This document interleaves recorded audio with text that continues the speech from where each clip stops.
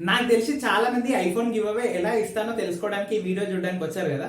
అది తెలియాలంటే నేను ముందు ఒక కాంటాక్ట్ చెప్తా. కాంటాక్ట్స్ వినగానే మీకే అర్థమైపోతుంది నేను ఐఫోన్ గివ్ అవే ఎలా ఇస్తానో అని.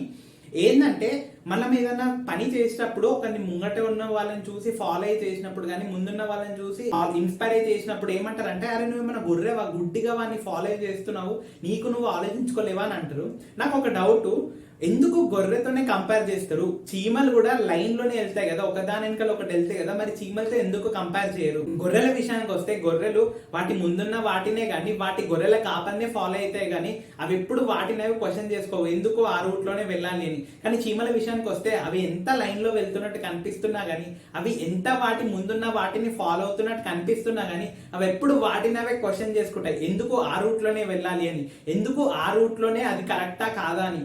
వాటిలో ప్రతిదీ లీడర్ లాగా మారి మిగతా వాటిని లీడ్ చేస్తుంది టైం వచ్చినప్పుడు. అట్లనే మనం కూడా ఎవరైనా ఇలాంటి గివ్ అవేస్ ఇస్తా అన్నప్పుడు, బైక్ గివ్ అవేస్ కానీ ఐఫోన్ గివ్ అవేస్ కానీ ఎలాంటి గివ్ అవేస్ ఇస్తా అన్నప్పుడు కానీ మనం క్వశ్చన్ చేసుకోవాలి ఎందుకు వాళ్ళు మనకి ఈ గివ్ అవేస్ ఇస్తున్నారు అండ్ వాళ్ళకు వచ్చే లాభం ఏంటి, మనకు వచ్చే లాభం ఏంటి. మనం వాళ్ళని కూడా క్వశ్చన్ చేయాలి, నువ్వు ఎందుకు ఈ ఐఫోన్ గివ్ అవేస్ నాకు ఇస్తున్నావు అని. అట్లనే వాళ్ళకి అంతగా మనకి ఏదైనా చేయాలనిపించినప్పుడు, వాళ్ళకి ఏదైనా డొనేట్ చేయాలనిపించినప్పుడు పూర్ పీపుల్ కి ఫుడ్ డొనేట్ చేయొచ్చు కదా, ఒక ఆర్గనైజేషన్స్ కి చారిటీస్ కి అమౌంట్ డొనేట్ చేయొచ్చు కదా. ఇలాంటి క్వశ్చన్ మనం వాళ్ళని అడగాలి. ఇట్లనే మనకి ఇలాంటి హ్యాబిట్స్ చీమల నుంచి మనం ఎలా అయితే నేర్చుకున్నామో మన చుట్టూ ఉన్న ప్రతి దాంట్లో ఏదో ఒకటి హ్యాబిట్స్ ఉంటాయి. మనం జస్ట్ వాటిని అబ్జర్వ్ చేసి అడాప్ట్ చేసుకుంటే చాలు, అంతే.